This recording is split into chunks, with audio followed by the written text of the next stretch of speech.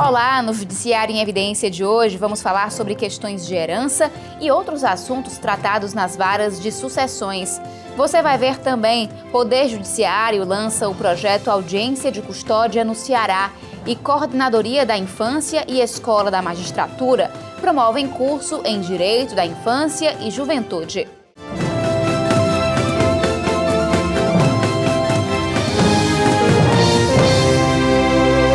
O Tribunal de Justiça do Ceará lançou o projeto Audiência de Custódia, que tem como objetivo apresentar o preso em flagrante ao juiz o mais rápido possível. A solenidade ocorreu no dia 21 de agosto. A solenidade foi conduzida pela chefe do Judiciário cearense, desembargadora Iracema Vale, e contou com a presença do ministro Ricardo Lewandowski, presidente do Supremo Tribunal Federal e do Conselho Nacional de Justiça. Durante a passagem pelo Estado, o ministro Ricardo Lewandowski foi homenageado com a Medalha do Mérito Judiciário Clóvis Bevilacqua. A maior comenda do Poder Judiciário cearense é concedida a personalidades que tenham prestado relevantes serviços à causa da justiça ou aos interesses do povo do Ceará. A contribuição de Vossa Excelência com a implantação do projeto Audiência de Custódia é a comprovação do seu compromisso com o Judiciário preocupado com as questões sociais e, como já reverenciado, com a efetividade do princípio da dignidade da pessoa humana. Saiba, senhor ministro, que a honraria que ora concedemos a Vossa Excelência tem a densidade cívica e jurídica de Clóvis Bevilacqua, honra e glória que o Ceará ofereceu ao Brasil e que ainda hoje é a mais consagrada e festejada autoridade civilista do país. Em seguida, o ministro acompanhou a primeira audiência de custódia do Estado, conduzida pela juíza Marlúcia Bezerra, titular da recém-instalada Vara de Audiências de Custódia. Durante a sessão, foi decidida a necessidade de manutenção da prisão em flagrante. Também participaram da audiência um representante do Ministério Público e da Defesa. Não se trata de desencarceramento em massa. Desencarceramento, sim, mas de prisões desnecessárias, de pessoas que não praticaram crimes com violência, de que são primários, têm bons antecedentes, ou seja, não têm o perfil criminoso. A gente sabe que hoje tem muitos presos nessas condições que passam meses, às vezes até ano, recolhido nesses presídios, sem que tenha esse perfil criminoso. A implantação das audiências de custódia é uma iniciativa do CNJ e está prevista em pactos e tratados internacionais assinados pelo Brasil. Durante a audiência, o juiz analisa a legalidade da prisão e também avalia se houve tortura ou maus-tratos. Segundo o presidente do STF, a medida vai ajudar a reduzir a população carcerária. Nós temos hoje cerca de 240 mil presos provisórios, 40% de um total de 600 mil presos no Brasil.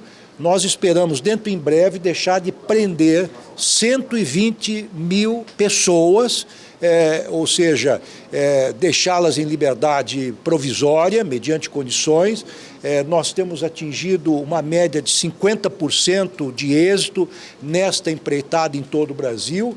E há, do ponto de vista orçamentário, uma vantagem muito impressionante, realmente, porque cada preso hoje custa para o erário público cerca de R$3 mil por mês.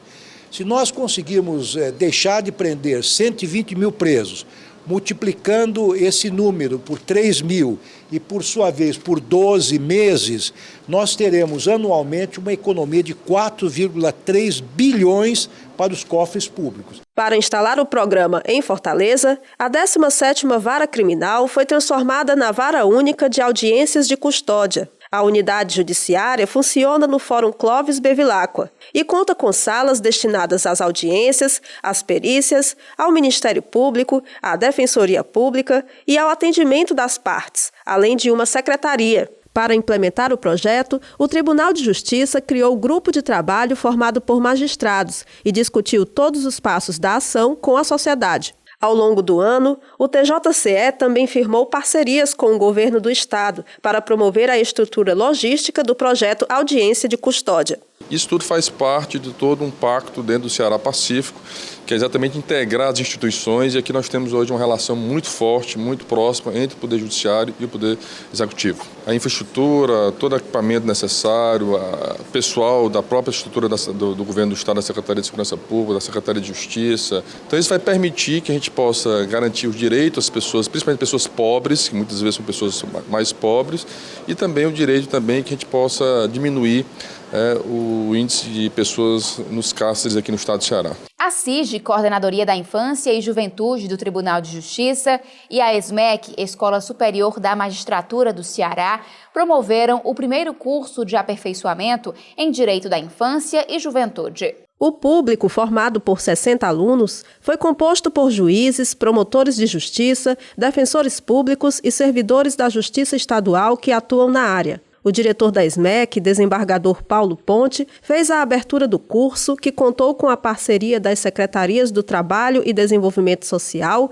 e da Justiça e Cidadania. Com carga horária de 30 horas, o treinamento se encerrou no dia 22 de agosto. Foi dividido em palestras, estudos de caso e visitas técnicas a centros educacionais da capital. O juiz Jaime de Medeiros Neto, da 4ª Vara da Infância e Juventude, foi um dos palestrantes. Ele também participou das visitas. Essas visitas elas funcionam para que os magistrados, sobretudo do interior, os operadores do direito, conheçam de perto a realidade das unidades de internação. Verificar em loco, como é que se dá o cumprimento das medidas que nós aplicamos a esses jovens.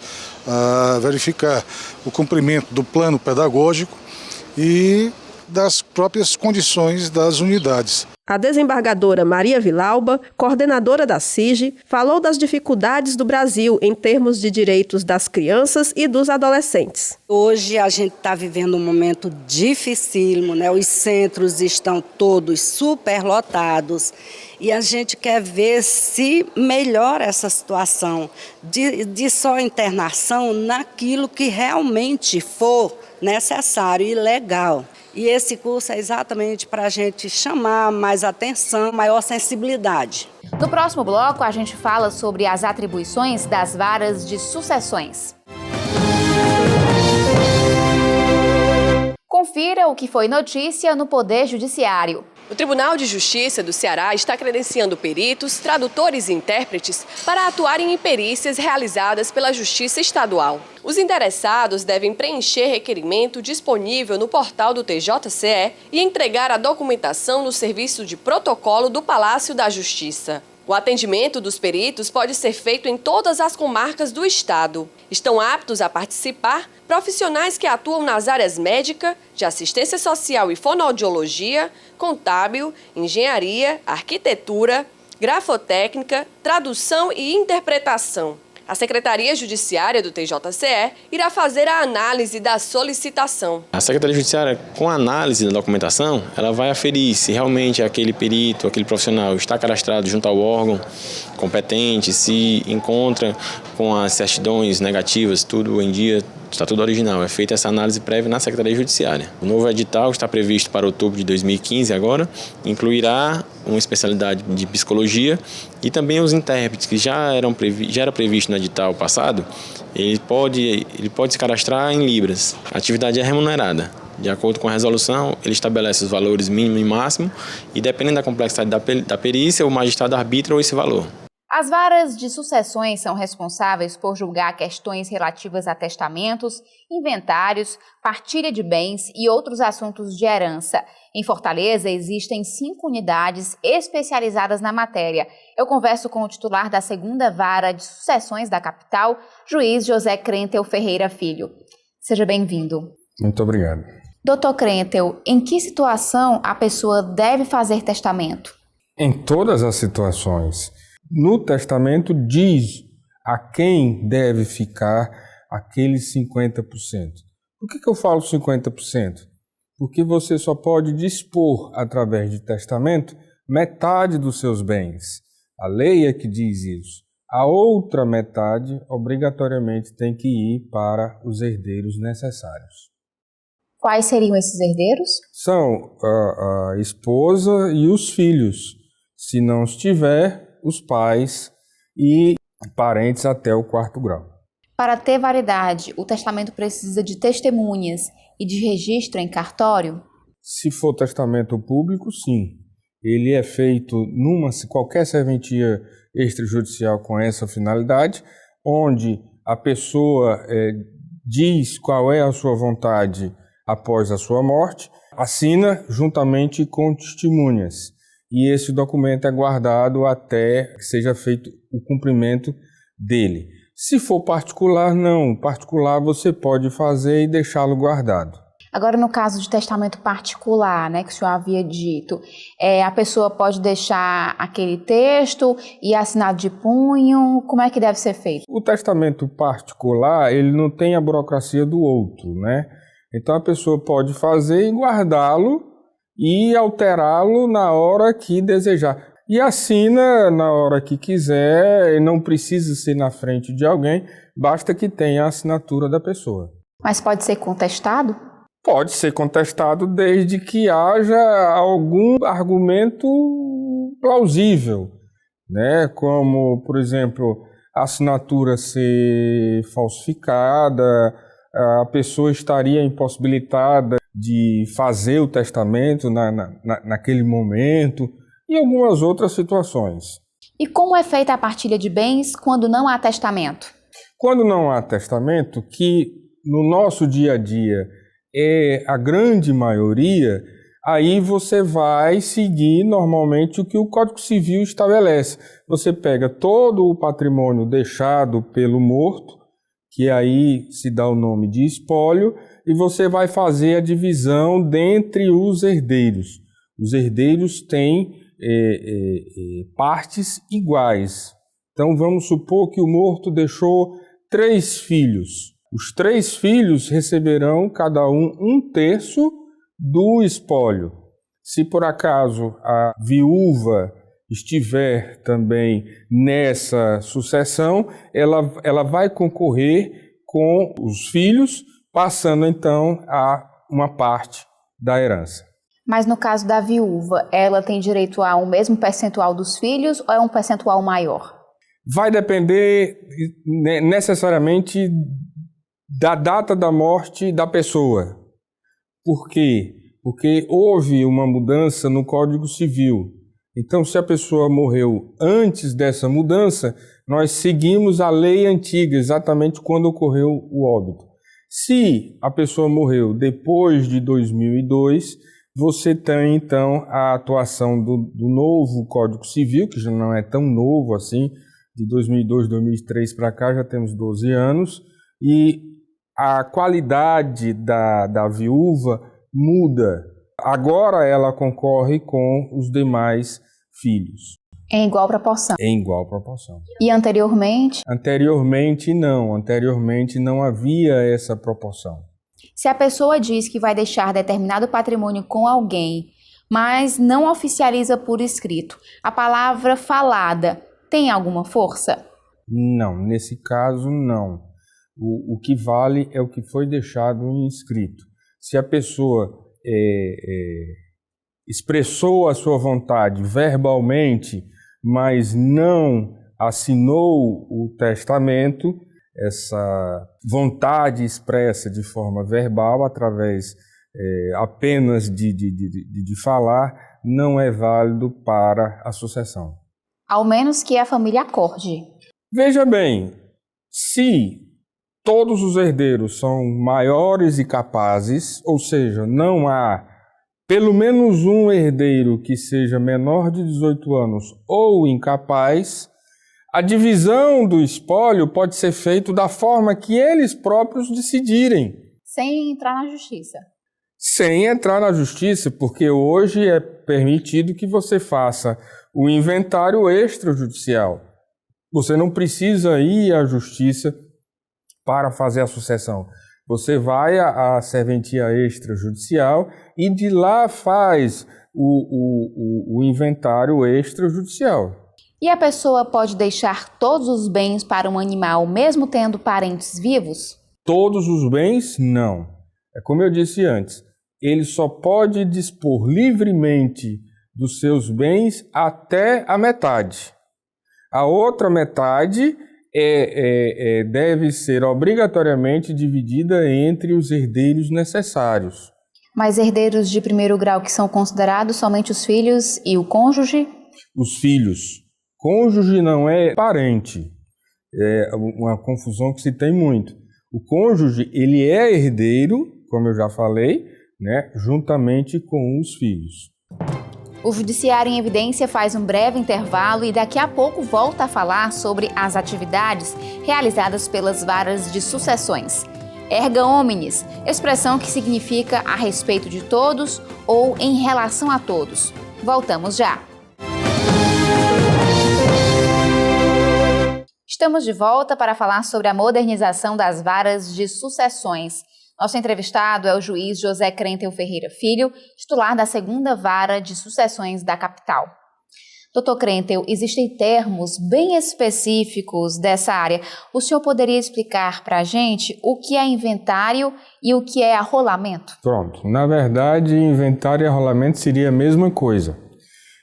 O que tecnicamente distingue ambos é que no inventário você tem um rito mais burocrático, um procedimento mais burocrático, com mais exigências e, consequentemente, mais demorado. E o arrolamento não, o arrolamento ele é bem mais simplificado, ele é bem mais rápido. No arrolamento só acontece quando todos os herdeiros estão de pleno acordo na partilha dos bens e que não haja incapaz ou menor de idade. O que significam bens vagos, bens de ausentes e herança jacente? Bom, pode até parecer alguma coisa estranha assim para quem não entende muito, mas é muito simples. Bens vagos, o próprio nome já diz, são aqueles bens em que não se conhece quem é o herdeiro, basicamente isso. Os bens de ausentes, como o próprio nome também diz, são aqueles bens em que o herdeiro não é encontrado, não se sabe onde o herdeiro está. Talvez até já tenha morrido também, mas não há notícia do seu paradeiro. E a herança jacente, na realidade, a herança jacente é quando não se conhece quem é o herdeiro, né? São exatamente aqueles bens vagos, e aí você abre o inventário através desse procedimento. É um procedimento próprio em que o juiz nomeia um curador que ele vai administrar esses bens até que se apareça um ou os herdeiros e por acaso não aparecer, quando terminar todo o procedimento, essa herança jacente é transformada em herança vacante e depois também, se não aparecer herdeiro, é revertida ao Estado. Doutor Krentel, quando o testamento pode ser anulado? O testamento ele pode ser anulado quando não cumprir as regras e o procedimento próprio estabelecido em lei. Aí você entra com um procedimento específico para anular aquele testamento. O mais comum também, como eu já disse anteriormente, é a falsificação do documento, é a falsificação da assinatura. Ou aparece um testamento em que a pessoa estava totalmente impossibilitada de expressar a sua última vontade, ou porque estivesse incapaz por alguma doença. Hoje acontece muito o mal de Alzheimer, que esteja praticamente vegetando. Então essa pessoa comprovadamente não pode testar, a pessoa não pode expressar a sua vontade. E que fatores contribuem para a demora na finalização de um processo envolvendo herança? Infelizmente, a ação de inventário, eu posso falar da minha vara, tá certo? O que eu vejo lá no dia a dia, eu atribuo a basicamente 2 fatores. Primeiro, a briga entre os herdeiros. A discórdia entre os herdeiros em querer partilhar os bens.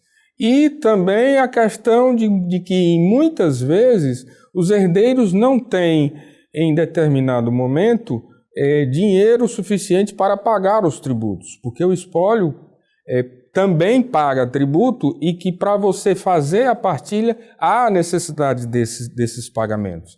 Então, muitas vezes o processo fica parado esperando que o inventariante vá e recolha aqueles tributos para que a gente possa terminar. Ou então, em outros casos também, a briga entre os herdeiros para a questão da partilha. Às vezes um acha que tem mais direito do que o outro, às vezes o outro acha que por determinada situação, por já estar morando numa casa do espólio, merece ficar com aquela casa. Geralmente o que ocorre quando uma pessoa deixa vários bens, aqueles bens eles são vendidos para que o dinheiro seja repartido igualmente, ou pode, no caso, uma pessoa ficar com um determinado bem, a outra com outro? O que é que geralmente ocorre? Normalmente ocorre que alguns bens, os herdeiros pedem autorização para aliená-los, seja para pagar os tributos, né, do espólio, como eu falei, ou seja, até para dividir entre eles. Muitas vezes, por necessidade mesmo, alguém precisa fazer uma intervenção cirúrgica e daí necessita de dinheiro, ou até mesmo para continuar vivendo por conta dessa dificuldade que hoje existe. E o resto do espólio, ele continua vinculado ao processo para ser partilhado somente no final. E aí os herdeiros, cada um leva a sua parte, ou então eles vendem tudo e distribuem entre eles o produto daquela venda. Dr. Krentel, a sua unidade conseguiu reduzir em 8 meses o tempo médio de tramitação dos processos. Que trabalho foi desenvolvido para alcançar esse índice? Esse resultado ele é produto de vários fatores. A questão da virtualização da vara. Hoje a segunda vara de sucessões da comarca de Fortaleza é 100% digital. Todos os processos são virtuais. A questão também do valoroso trabalho e empenho de todos os servidores da vara, desde o estagiário que entrou mais recente até o diretor de secretaria, todos empenhados no objetivo de fazer com que realmente a prestação jurisdicional seja a mais célere possível e da melhor qualidade possível. Além do que, devo ressaltar também que os advogados, eles, entendendo essa nossa filosofia, essa nossa visão, também ajudam em peticionar também mais rápido do que antes, que esperava sair a publicação no Diário da Justiça da intimação para depois se manifestar. Agora não, o despacho é disponibilizado no processo e em pouco tempo depois, em algumas vezes, já entra uma petição através da manifestação do inventariante, do herdeiro, seja de quem for. Dr. Krentel, que outras vantagens a virtualização promove? A virtualização, ela é o futuro hoje. Ela é uma arma poderosa para você conseguir agilizar os trâmites das ações que nós temos hoje em dia. Daí, exatamente, a gente ter conseguido essa importante redução.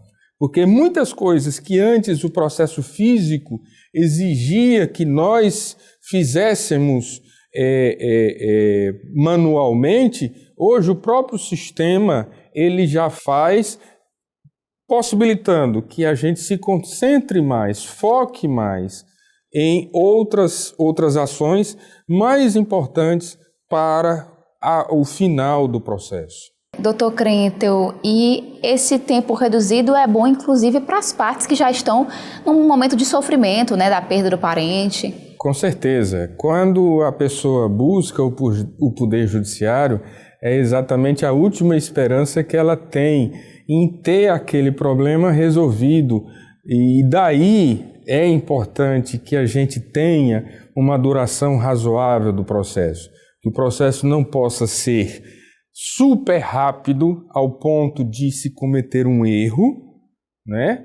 Ou demasiadamente longo quando realmente o prejuízo é maior para todos. Eu conversei com o juiz José Crentel Ferreira Filho. Obrigada pela presença. Eu agradeço o convite e sempre à disposição. O Judiciário em Evidência fica por aqui. Você pode saber mais notícias sobre o Poder Judiciário no site www.tjce.jus.br. Acesse também o nosso Facebook, TJCE Oficial. Obrigada pela companhia. A gente volta a se encontrar na semana que vem.